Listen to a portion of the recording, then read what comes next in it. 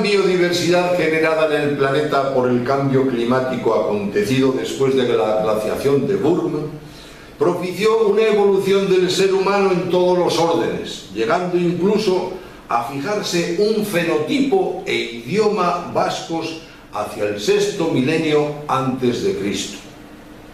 La producción ganadera y agrícola desplazó en muchas áreas a la caza y la recolección como medios de subsistencia. El progreso de la cerámica y la navegación a vela impulsaron relaciones de índole comercial sin precedentes y un valor humanístico milenario creó un nuevo arte, la arquitectura, que nos permite comprobar la difusión a nivel mundial, de una cultura basada en los principios de la naturaleza, sin violencia ni imposición de seres humanos.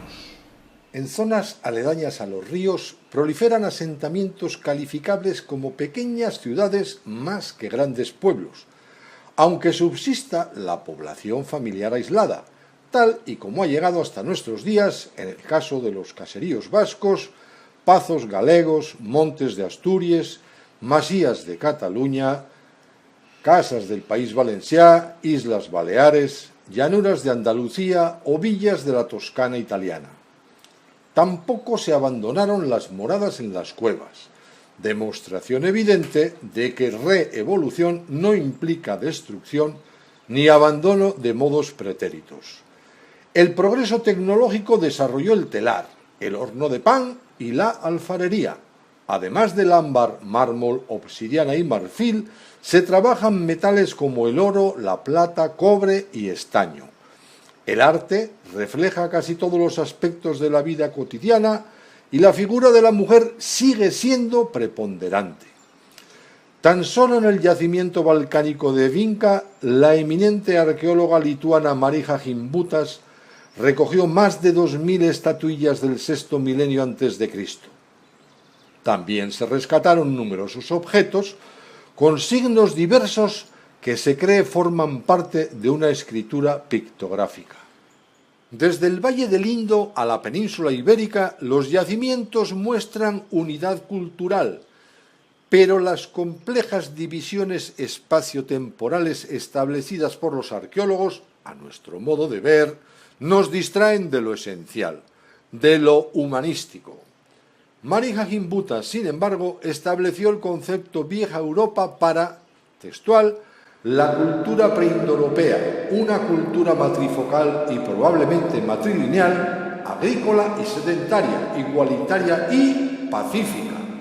Contrasta agudamente con la cultura indoeuropea que viene después, que era patriarcal, estratificada, pastoral, móvil y guerrera, que se impuso en toda Europa excepto en algunas franjas del sur y del oeste de Europa, a lo largo de 3 olas de infiltración desde las estepas rusas entre el 4500 y el 2500 a.C. Debemos puntualizar que los guerreros indoeuropeos no eran pastores, como se suele decir generalmente, sino cazadores. Que las legiones de Julio César acarreasen manadas para el sustento de sus soldados no quiere decir que fuesen pastores. Demasiado a menudo se confunden estos términos, incluso en plena Edad Media, en el caso de los almogávares, famosos guerreros de origen pirenaico que conquistaron cuanto quisieron en Bizancio y Anatolia. También pasa lo mismo con los bucaneros del Caribe. Originalmente fueron cazadores que desecaban la carne de vacas y cerdos asilvestrados de la isla de Santo Domingo para venderla a los hombres del mar. ¿Cuál ha sido la actividad preferida de los monárquicos y señores feudales? La caza. La caza. Tengamos en cuenta, por mero ejemplo, que hay 28.399 licencias de caza en Navarra, emitidas el año 2019.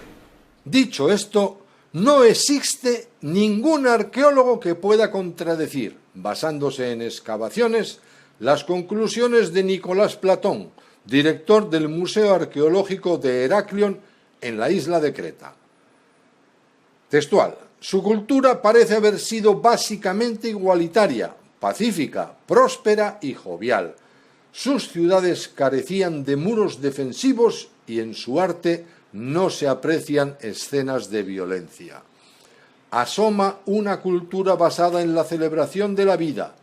No hay hordas ni estados, sino poblaciones autónomas de varios miles de habitantes.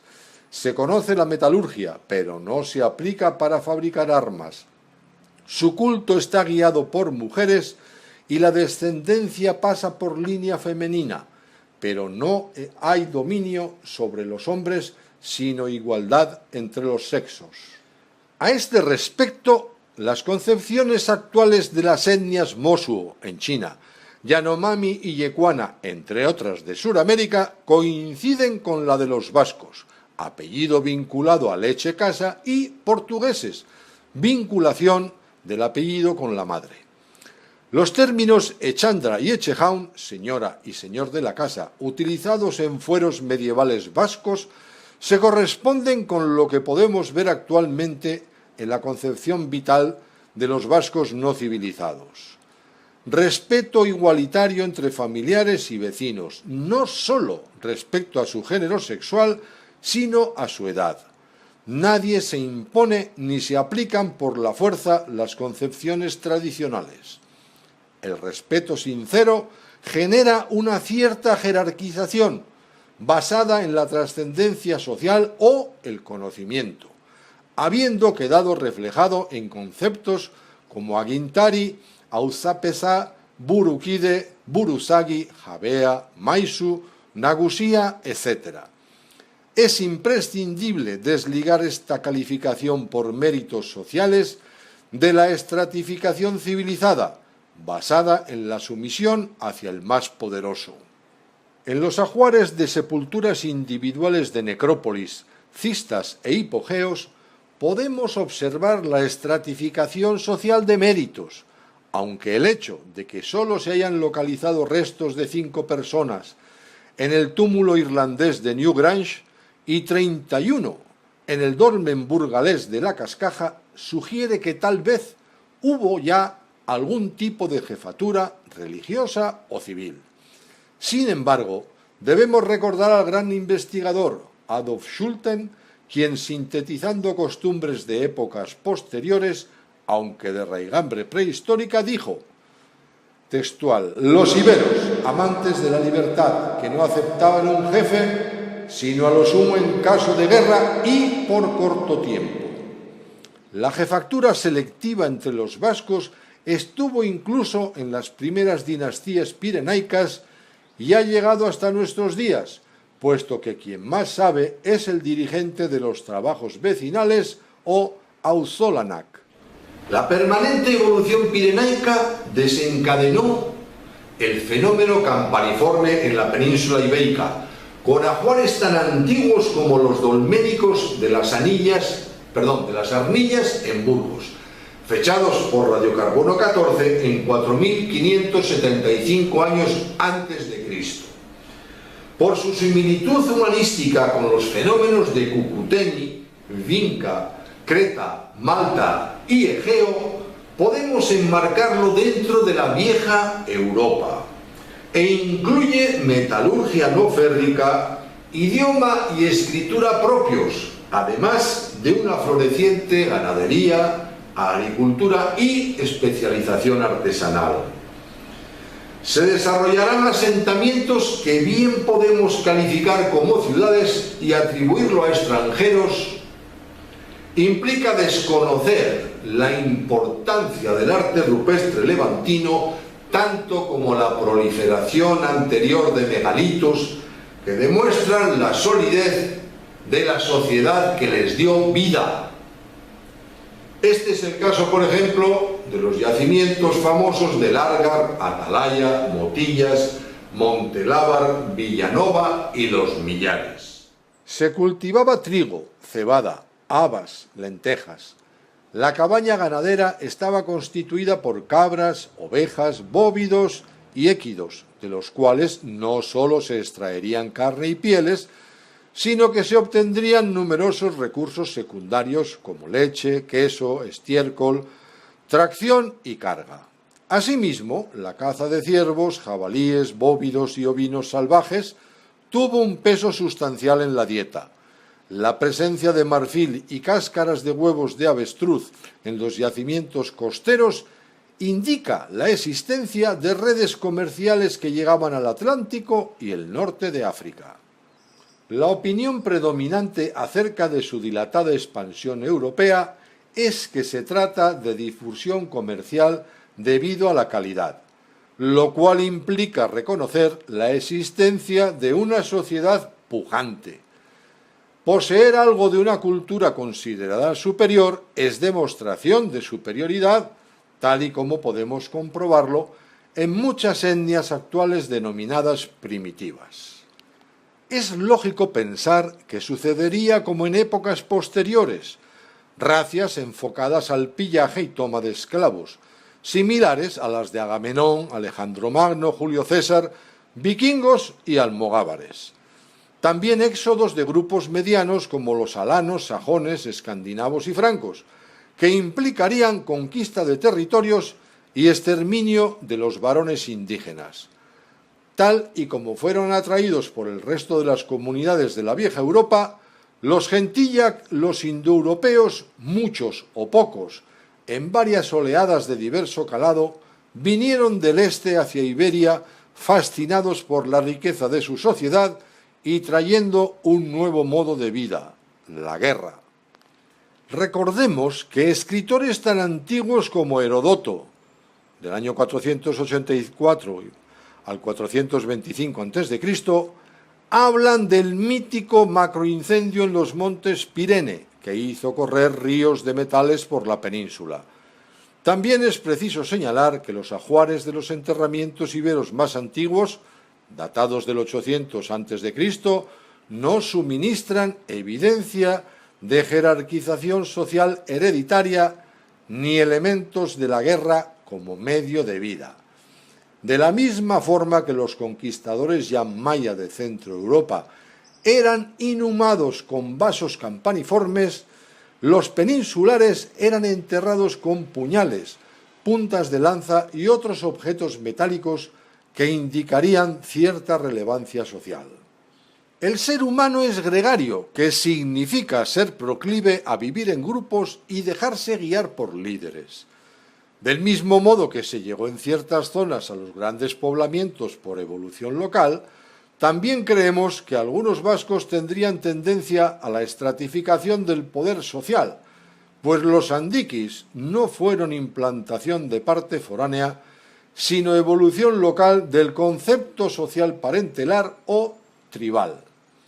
En cualquier jardín de infancia podemos ver la existencia de bebés con tendencia a imponerse a los demás para beneficiarse. El contacto con extranjeros inmersos en esa dinámica social habría favorecido la implantación del sistema civilizado en algunos lugares. Recordemos que civilización significa organización al estilo de la polis o civitat, nombres que daban los griegos y romanos a sus poblaciones, cuyo sistema social estratificado se basaba en la imposición de una minoría sobre la mayoría. Otra característica de Gentille en Aroa es la cremación de los cadáveres y nuevas formas de inhumación que no implicaron el abandono de las anteriores, pues se siguieron utilizando muchos de los grandes dólmenes, tal es el caso de Antagrande de Olival da Pega, en Reguengos, Portugal. Otros, como el de Comenda de Igreja, se vieron sustituidos por los toloi, considerados edificios evolucionados a partir de los dólmenes, y que a veces se construyeron en los mismos lugares. Las dataciones por radiocarbono 14 le permitieron a Jacques Blot fechar cromles usados por vascos en los siglos XIII y XIV. Algo parecido sucederá con fenómenos religiosos como el catolicismo, en su dilatado proceso de imposición a creencias socioreligiosas de raigambre prehistórica. También fueron comunes los enterramientos en cuevas artificiales, como es el caso de Alapraya y Palmela. Recordemos que hasta nuestros días ha llegado la costumbre de depositar piedras en los dólmenes y cuevas. Las estancias montañesas denominadas Bordac en Escuara, también Arcuec y Gentilecheac en Mayoac de la Sierra de Aralar, Payozas en galego y en castellano, barracas, bombos, guardas, cabañas, casetas, caracolas, corros, cubillos, cuecos, domos, chiviteros, chozos, guardaviñas, muros, torrucas, etc., nos dan una idea de la evolución de la arquitectura megalítica, especialmente en el ámbito pastoril. Destaquemos su amplia difusión en la península ibérica y en muy diferentes regiones europeas, mostrando la vigencia de muchos elementos culturales de la vieja Europa que han llegado hasta nuestros días. ¿No habría entre los aborígenes preindoeuropeos gente de mal vivir, ladrones, asesinos, etc.? Yo creo que sí, pero suponemos que todavía estarían bajo control, tal y como puede observarse entre los bosquimanos del desierto del Kalahari o los Joti, Yanomamis, Yecuanas y demás etnias del Alto Orinoco. Los genetistas especializados en ADN antiguo nos ofrecen un panorama difuso. Hasta el año 2014 se habían realizado 10 análisis y a principios de 2018 ya eran 1.336. Llamativos fueron los llevados a cabo por un equipo de 144 investigadores en 400 restos humanos neolíticos y de las edades del cobre y bronce, cuyos resultados fueron publicados en la revista Nature. En palabras de Barry Cunliffe, profesor de la Universidad de Oxford, cito textualmente: nadie, ni siquiera los arqueólogos en sus sueños más descabellados, habrían esperado un contenido genético tan alto de la estepa en las poblaciones del norte de Europa en el tercer milenio antes de Cristo. Carles Lalueza Fox añade: los neolíticos que construyeron Stonehenge, que tenían una mayor similitud genética con los agricultores iberos, casi desaparecieron y fueron reemplazados por las poblaciones de la cultura campaniforme de los Países Bajos y Alemania. Tanto Dan Bradley como Rui Martiniano, investigadores de la Universidad de Cambridge, en base a los análisis genéticos de 14 individuos procedentes de un yacimiento situado en Portugal, constataron la discontinuidad en el cromosoma Y que también verificaron Reich, Lazaridis, Hack y Olalde. Roberto Rich matiza, cito textualmente: es muy interesante observar cómo Iberia por una parte y Europa central por otra mantuvieron un marcado aislamiento genético al final del Neolítico hace unos 5.000 años. Pero por su parte, Spencer Wells, director del proyecto genográfico de National Geographic, afirma que genéticamente los vascos son indistinguibles del resto de los iberos, hecho confirmado por el investigador de la Universidad Pompeu Fabra de Barcelona, Jaume Bertran Petit. Tarde o temprano, los resultados de las investigaciones arqueológicas y genéticas convergerán con los datos antropológicos actuales respecto al fenómeno atribuido a los Llanmaya o cultura de los kurganes, que fue descrito por Marija Gimbutas en 3 etapas. Es un hecho antropológico que la implantación militarista o el uso de ajuares materiales no implica cambios humanísticos, tal y como podemos apreciarlo entre los aborígenes de cualquier continente, incluyendo a los vascos.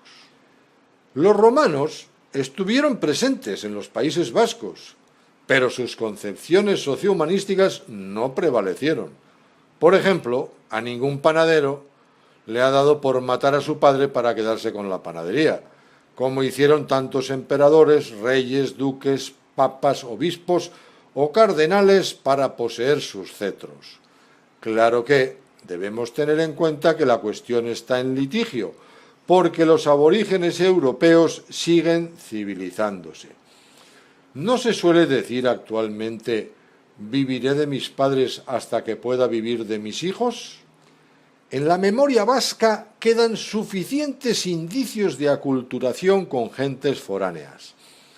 A este respecto decía don José Miguel de Barandiarán: aunque algunas leyendas suponen que los gentiles eran paganos, conviene recordar a este propósito que se atribuye a ellos la construcción de varias ermitas e iglesias en el País Vasco. Por eso me decía en cierta ocasión un viejo pastor de Urdiain que los gentiles eran mejores cristianos que nosotros.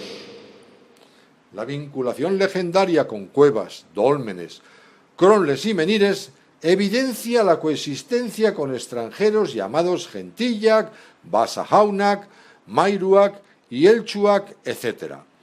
Las leyendas de Ferrones y San Martín Chiqui recogen datos de relaciones con extranjeros y el indefinido concepto celta bien pudiera entrar en dicho escenario, que pudiéramos calificar de aculturación más que de invasión, en una primera fase o en determinadas zonas.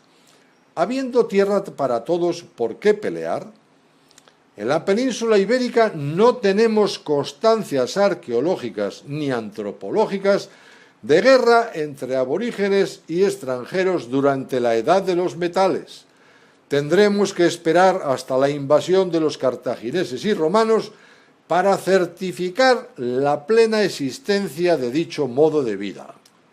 Las culturas denominadas castreña y celtibérica es probable que surgiesen de sucesivos contactos entre aborígenes y extranjeros.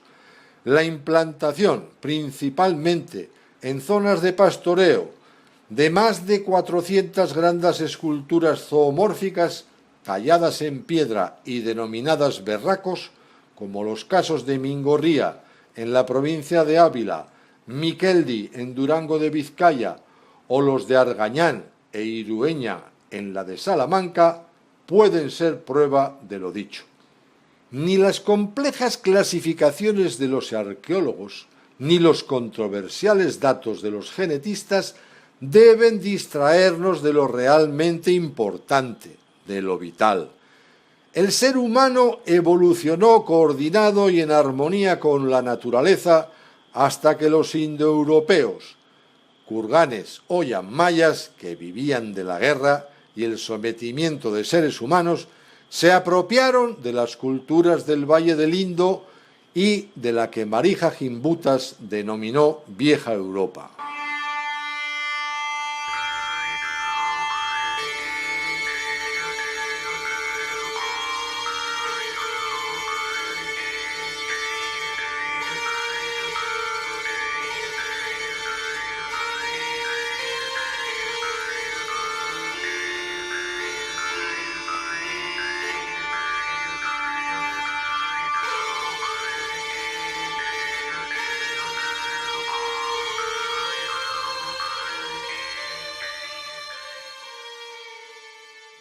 Las investigaciones proseguirán y suministrarán más detalles, pero lo que a nosotros nos preocupa es que dicho fenómeno retroevolutivo continúe avanzando. Nos preocupa hasta el punto de motivarnos a realizar esta videoenciclopedia de la trayectoria de los vascos para demostrar que no estamos en la senda de nuestros Arbasoak antepasados, que nos estamos alejando del milenario Gizabideá, tal y como dijo un poeta del siglo XIX que derramaba lágrimas de sangre, Felipe Arrese-Beitia. Erra soiagaz esango dabe geure urrengo umiak, izan ginala duda bagarik gero eta zoro garbiak, jakingo dabe zeuskeriagaz genduzan eskubitiak, erdera zale ginalako egin galdu zirala guziak. Con razón dirán nuestros descendientes que fuimos locos e insensatos, cuando conozcan los derechos sociales que teníamos con el modo éuskaro y que por aficionarnos a lo extranjero se perdieron todos. Para ubicarnos contextualmente, tengamos en cuenta que ya era conocido el hierro en torno al año 1800 a.C., pero que los primeros en trabajarlo con propósitos bélicos parece que fueron los hititas, grupo indoeuropeo conquistador de Anatolia hacia el 1300 a.C., que rivalizó con Asiria, Babilonia, Egipto y Mitanni. ¿En verdad el hierro entró en la vieja Europa con los dorios hacia el 1200 a.C.? Tal vez el hierro empleado para la guerra. En la península ibérica, la metalurgia comenzó con el dominio del cobre, evolucionando hasta el bronce, que es una aleación de cobre y estaño. En el área pirenaica hay muchos topónimos con el término haya-huya, que es indicativo de la existencia de actividad minera. Peñas de Haya, Ayabarrena, Mayoac de Aralar, Mayos de Riglos, Zabarrulla, Valdezcaraya, etc. Por cierto, este valle riojano tuvo una gran actividad minera desde la prehistoria hasta el siglo XVIII, y el nombre antiguo de La Rioja fue Veronia, que en escuara significa plomo.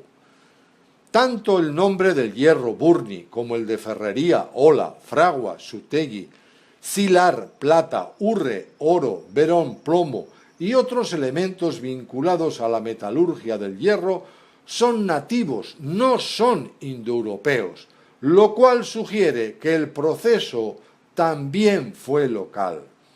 Los ajuares arqueológicos y las leyendas vinculadas a San Martín Chiqui señalan que se fueron absorbiendo avances tecnológicos de gentilla extranjeros. La mayor parte de los investigadores coincidimos en que no hubo alteración cultural humanística sino hasta después de la primera edad del hierro, manteniéndose lo que Joan Coy sintetizó en La historia oculta.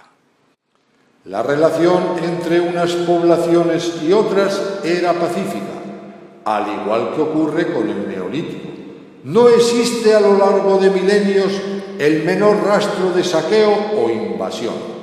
En el arte no aparecen nunca guerreros, personas armadas, escenas de guerra o cualquier otro motivo directa o indirectamente perteneciente a la imaginería bélica. No hay murallas ni estructuras defensivas. La única excepción es la célebre muralla de Jericó, que actualmente es considerada por muchos investigadores como un dique de contención de agua y desde luego no constituye una prueba de existencia de estructuras defensivas. Veamos un fenómeno de aquella vieja Europa que no solo persiste en la península ibérica, sino que gana permanentemente adeptos.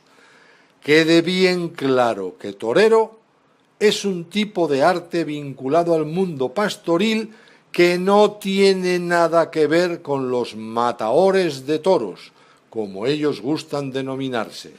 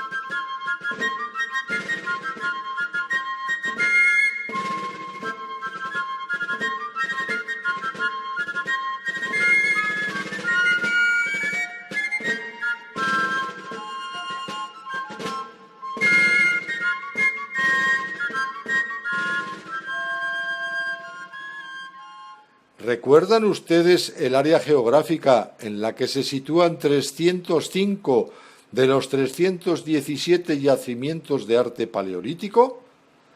¿Casualidad que este aspecto cultural tan vinculado a la antigua Europa haya perdurado en ella?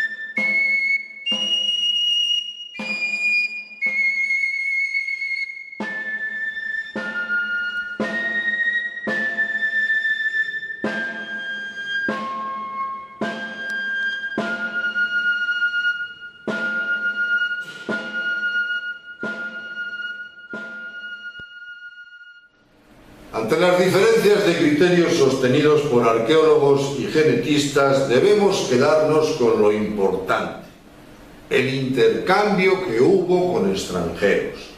El asunto vital no es si eran ya mayas, celtas, fenicios, griegos o de otras denominaciones, sino qué mentalidad tenían, cómo entendían la vida.